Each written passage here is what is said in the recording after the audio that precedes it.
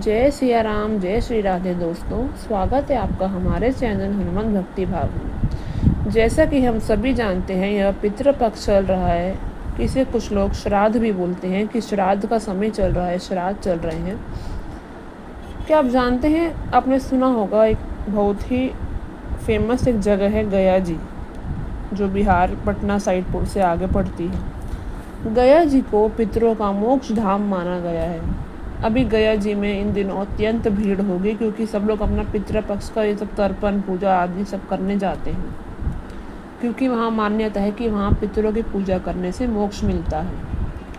मगर क्या आप जानते हैं कि गया जी को पितृपक्ष का मोक्ष स्थान क्यों माना गया है? पितरों का मोक्ष स्थान क्यों माना गया है? इससे जुड़ी एक पौराणिक कहानी है दोस्तों। हम आपसे वह कहानी आज ही आपको सुनाने जा रहे हैं। दैत्य कुल में एक से एक दुर्दांत दैत्य हुए, किंतु जिस प्रकार कीचड़ में ही कमल खिलता है, उसी प्रकार दैत्य कुल ने महान भक्त भी इस संसार को दिए। प्रहलाद, बलि इत्यादि भक्तों की श्रेणी में ही गया नामक दैत्य भी था। गया जिसे गयासुर भी कहा गया। गयासुर की उत्पत्ति के विषय में भिन्न भिन्न मत हैं। सनत कुमार और देवर्षि नारद के वार्तालाप में इस बात का वर्णन आया है कि गयासुर की उत्पत्ति स्वयं परमपिता ब्रह्मा जी से हुई थी। हालांकि उसका संबंध महर्षि कश्यप और दिति की संतानों के वंश में बताया गया है। कश्यप और दिति की संतानें ही दैत्य कहलाई और उसी कुल में गया दैत्य भी जन्मा। गया जन्म से ही भक्ति भाव में डूबा रहता था। उसका शरीर बहुत विशाल था। भागवत में ऐसा वर्णन भी है कि गयासुर का शरीर 125 योजन लंबा और 60 योजन चौड़ा था। एक बार उसने तपस्या करने की ठानी और कोलाहल नामक पर्वत पर 1000 वर्षों तक शरद ऋतु की घोर तपस्या की। उसके तप के प्रभाव से डरकर इंद्रादि देवता ब्रह्मा जी के पास पहुँचे और उनसे इसका निराकरण करने को कहा। तब ब्रह्मदेव उन सभी को लेकर भगवान शिव के पास पहुँचे। महादेव ने उनसे कहा कि अगर कोई भी मनुष्य तप करता है तो उसे उसका फल प्राप्त होता ही है। वैसे भी गयासुर भगवान विष्णु की तपस्या कर रहा है, अतः हमें नारायण से ही इसका उपाय पूछना चाहिए।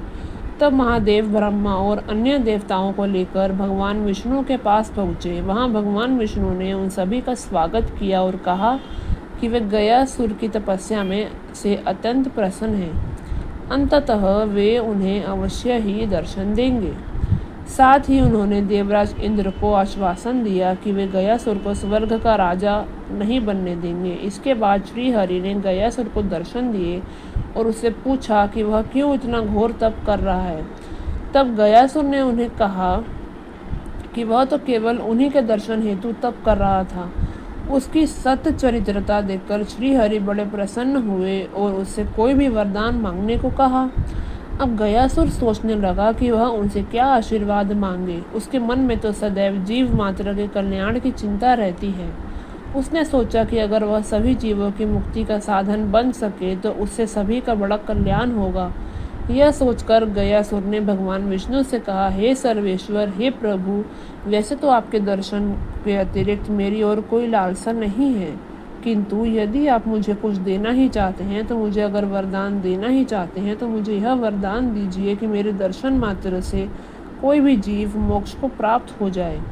भगवान विष्णु ने उसे वैसा ही वरदान दिया और वापस अपने लोक लौट आए। अब तो गयासुर का महात्मा और भी बढ़ गया। कोई भी प्राणी जो उसे देख लेता सीधा वैकुंठ में चला जाता था। इस कारण यमपुरी खाली हो गई और सृष्टि का संतुलन बिगड़ गया। पापी पुरुष अब बिना किसी भय के पाप करने लगे कि एक बार गयासुर के दर्शन करने से उन्हें मोक्ष मिल जाएगा, तो क्यों न जी भर के पाप कर लिया जाए। सृष्टि में त्राही त्राही मच गई और गयासुर ने जीव कल्याण के लिए जो वरदान मांगा था वही जीवों के लिए श्राप बन गया। सृष्टि की जो दशा धर्मव्रता के कारण हो गई वही गयासुर के कारण भी हो गई।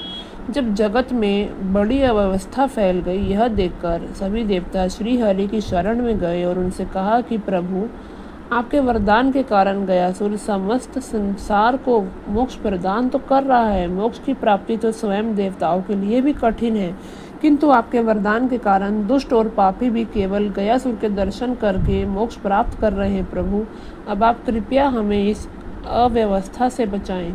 देवताओं की विनती सुनकर श्री हरि विष्णु ब्रह्मदेव के पास गए और उनसे कहा कि आप जगत कल्याण के लिए एक महान यज्ञ कीजिए और उस यज्ञ की भूमि के लिए गयासुर से उसका शरीर मांग लीजिए।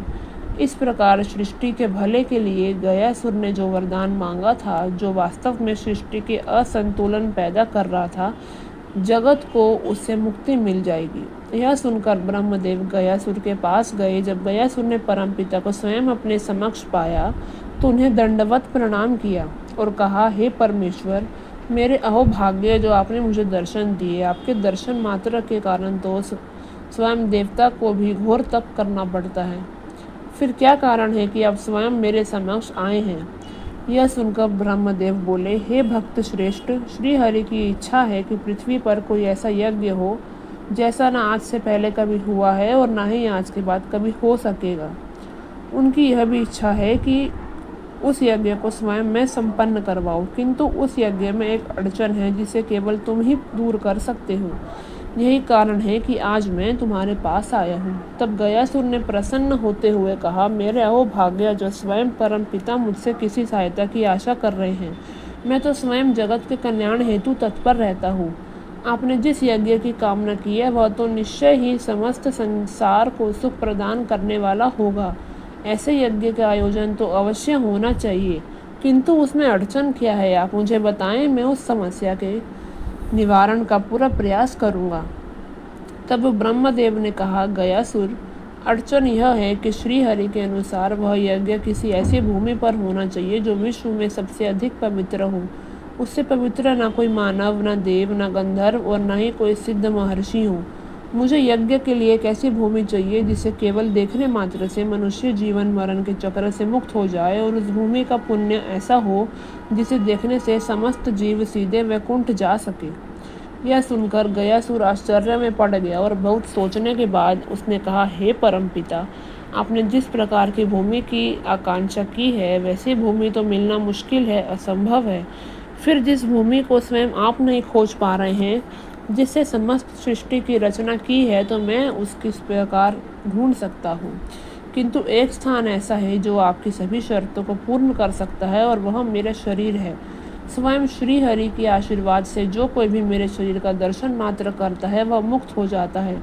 अंततः इस यज्ञ की भूमि हेतु मैं स्वयं अपना शरीर समर्पित करता हूँ।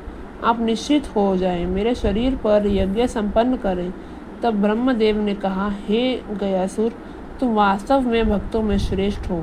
अपने शरीर का इस प्रकार दान देना हर किसी के लिए संभव नहीं है। तुम्हारे इस त्याग के कारण तुम्हारा नाम महर्षि दधिच के समान आदर से लिया जाएगा। तुम्हारे शरीर पर किया जाने वाला यह यज्ञ तीनों लोक में अद्वितीय होगा। यह कहकर ब्रह्मदेव यज्ञ की तैयारियों के लिए वापस अपने लोक चले गए। ब्रह्मदेव द्वारा अपने शरीर दान में मांगने के पश्चात गयासुर दक्षिण पश्चिम दिशा में पृथ्वी पर गिर पड़ा। उसके चरण दक्षिण दिशा की ओर तथा सिर पश्चिम दिशा की ओर कोलाहल पर्वत पर जा गिरे। इस प्रकार 125 योजन लंबे और 60 योजन चौड़े उस शरीर पर स्वयं ब्रह्मदेव यज्ञ करने को बैठे। उन्होंने यज्ञ करना आरंभ ही किया था कि गयासुर का विशाल शरीर हिलने लगा। तब ब्रह्मदेव ने अपने तेज से 14 ऋषि त्वजों को उत्पन्न किया और उन्हें भी गयासुर के शरीर पर विराजमान होने को कहा। उनकी आज्ञा अनुसार वे 14 ऋषि त्वज गयासुर के शरीर पर बैठ गए, किंतु फिर भी उसका शरीर हिलता रहा। अब ब्रह्मदेव ने सभी देवताओं को गयासुर के शरीर पर विराजमान होने को कहा ताकि उसका शरीर स्थिर हो सके, किंतु सभी देवताओं के विराजित होने के बाद भी गयासुर का शरीर विशेषकर सिर हिलता ही रहा। तब ब्रह्मदेव ने धर्मराज से कहा कि आपने जो महान शिला अपने लोक में रखी है, जो वास्तव में आपकी पुत्री धर्मव्रता की है, उसे लेकर गयासुर के सिर पर रख दीजिए। तब उनकी आज्ञा के अनुसार धर्मराज ने धर्मपुरी में रखी शिला रूपी अपनी पुत्री धर्मव्रता को लेकर गयासुर के सिर पर रख दिया, किंतु वह धर्मात्मा उस अत्यंत पवित्र शिला के साथ भी हिलता रहा। अब ब्रह्मदेव ने भगवान विष्णु से सहायता मांगी। तब श्री हरि ने अपने ही रूप से एक मूर्ति प्रकट की और उसे गयासुर पर रखने को कहा। साक्षात विष्णु रूपी उस मूर्ति को जब भी गयासुर पर रखा गया तब भी उसका हिलना बंद नहीं हुआ।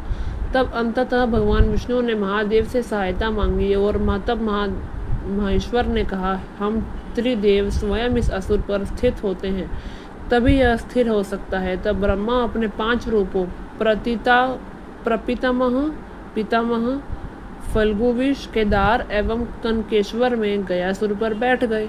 श्री हरि अपने 3 रूपों जनार्दन, पुंडरीक एवं गदाधर में गयासुर पर विराजे।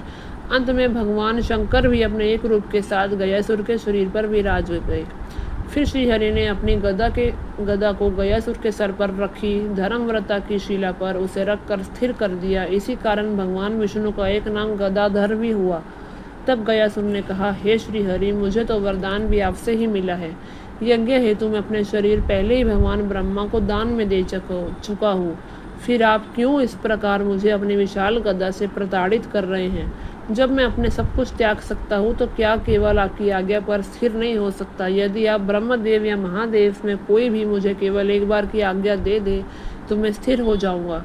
उसके ऐसे वचन सुनकर त्रिदेव बड़े खुश हुए और उसे स्थिर होने की आज्ञा दी।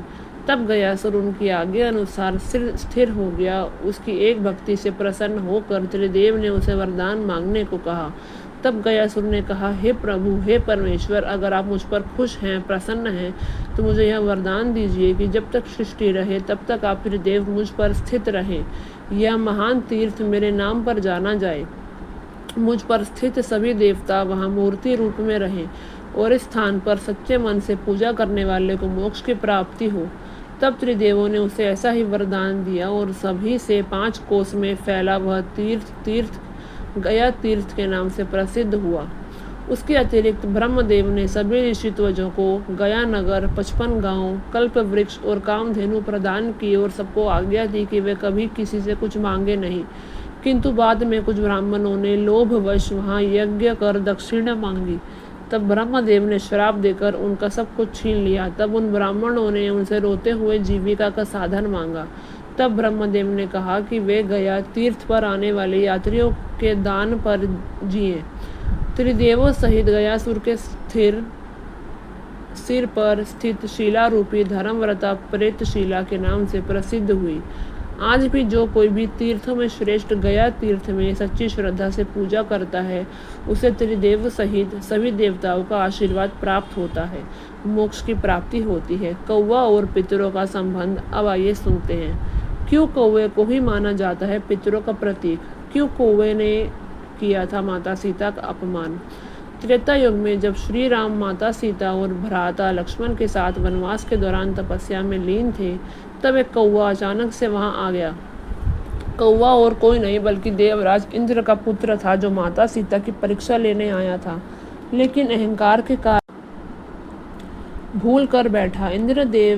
इंद्रपुत्र ने कौवे का रूप धारा और माता सीता को परेशान करने लगा। उस समय सीता माता श्री राम के साथ बैठी थी और उनकी सेवा में व्यस्त थी। जब इंद्रपुत्र ने देखा कि माता सीता श्री राम की सेवा में लीन है, उसकी आवाज़ से सीता माता को कोई परेशानी नहीं हो रही है, तब उसने माता सीता के पैर पर चोंच मारना शुरू किया। माता सीता ने पीड़ा सहन की ताकि श्री राम का ध्यान किसी प्रकार भी भंग ना हो। थोड़ी देर में जब श्री राम का ध्यान पूर्ण हुआ तो उन्होंने माता सीता को कष्ट में देखा। माता सीता के पैर से खून बहता हुआ देखकर वह क्रोधित हो गए। श्री राम ने अपना सबसे भयंकर मृत्यु अस्त्र निकाला और कौवे के पीछे छोड़ दिया। इंद्रदेव का पुत्र घबराकर देवों के पास रक्षा के लिए भागा। हालांकि सभी देवों ने सहायता के लिए मना कर दिया। तब इंद्रदेव ने अपने पुत्र को श्री राम की शरण में ही जाने का सुझाव दिया। इसके बाद कौवा रूपी इंद्रपुत्र श्री राम और माता सीता के पास आया, क्षमा याचना करने लगा और अपने प्राणों की रक्षा की गुहार लगाने लगा। माता सीता को दया आ गई और श्री राम ने माता सीता के कहने पर कौवे यानी इंद्र के पुत्र को क्षमा कर दिया। साथ ही वरदान भी दिया। श्री राम ने इंद्रदेव के पुत्र को यह वरदान दिया कि कौवे को अब से पितरों का प्रतीक माना जाएगा। कौवे को अपना हर जन्म याद रहेगा। कौवा वह देख सकेंगे जो कोई और पशु पक्षी या मनुष्य साधारण आंखों से देखने में असमर्थ होंगे। कौवे के माध्यम से पितरों को मोक्ष मिलेगा। तो दोस्तों प्रेम से बोलिए जय श्री कृष्ण, जय श्री हरि विष्णु। ऐसे ही और भी रोचक और आध्यात्मिक वीडियो के लिए चैनल हनुमत भक्ति भाव को सब्सक्राइब ज़रूर करें। दोस्तों आपको यह अध्याय कैसा लगा कृपया कमेंट में ज़रूर बताएं। वीडियो पसंद आया हो तो लाइक करें, अपने दोस्तों के साथ शेयर करें। कमेंट बॉक्स में जय श्री कृष्ण जय श्री राम लिखना ना भूलें। फिर मिलते हैं एक और दिलचस्प वीडियो के साथ। धन्यवाद। राधे राधे।